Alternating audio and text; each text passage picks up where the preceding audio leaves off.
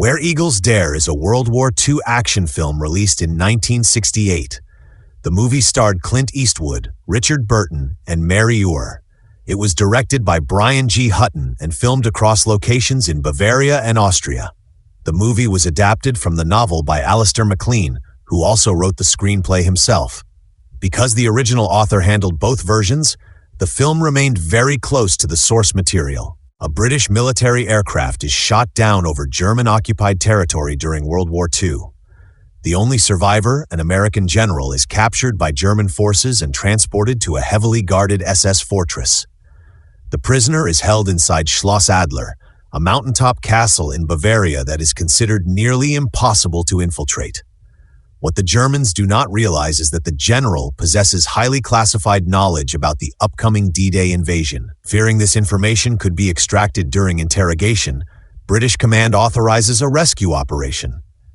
A specialized commando unit is assembled for the mission, led by Major John Smith. Among the soldiers is American Ranger Lieutenant Schaffer, who questions why he has been assigned to what appears to be a strictly British operation. After one member of the team dies unexpectedly, Schaffer begins to suspect that the true objective of the mission is being hidden from him, and that the operation involves far more than a simple rescue. During its first year in theaters, Where Eagles Dare earned approximately $6.5 million in North American rentals. The movie ranked 7th among the most successful box office releases in the UK during 1969. In the United States, it reached number 13 on the list of top-performing films. The movie's total on-screen death count reaches around 100 characters. Clint Eastwood reportedly eliminated more enemies in this film than in any other role throughout his acting career. Eastwood jokingly referred to the production as "Where Stuntmen Dared" because of the demanding action scenes and dangerous stunts.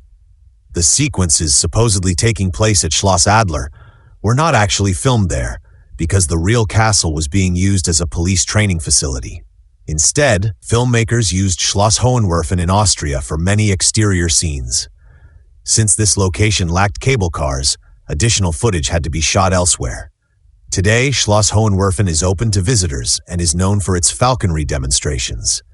Fans of the movie may recognize parts of the courtyard and exterior walls from several memorable scenes. Actor Darren Nesbitt, who played Major von Hoppen, narrowly avoided serious injury during filming. During his death sequence, explosive squibs inside his costume malfunctioned and burst upward toward his face instead of outward. Although the character was intended to be shot in both the chest and head, only the headshot appears in the final version of the movie. The Junkers Ju-52 aircraft featured in the film were still being actively operated by the Swiss Army at the time of production. The Swiss military also supplied T-6 trainer aircraft, which were used to portray German fighter planes. In a British television poll organized by Channel 4 to determine the greatest war movies ever made, director Steven Spielberg selected Where Eagles Dare as his personal favorite. The movie contains roughly 1,472 edits across 151 minutes of runtime, meaning the average shot lasts only around 6 seconds. The helicopter shown near the beginning of the film is an American Bell 47. However, this aircraft did not officially enter U.S. military service until after World War II ended in 1946. Major von Happen's uniform is also historically inaccurate. He wears the uniform of an Allgemeine SS officer, despite that style no longer being used by 1944. In reality, Gestapo personnel usually wore civilian clothing or standard gray SS uniforms. The radio equipment shown communicating directly with England would not have been capable of long-distance transmissions. The set appears to be a low-powered VHF transceiver with only a limited operational range. General Carnaby's supposed mission to Crete also makes little sense historically, since Crete remained under German occupation and Soviet forces were not informed about D-Day plans for security reasons.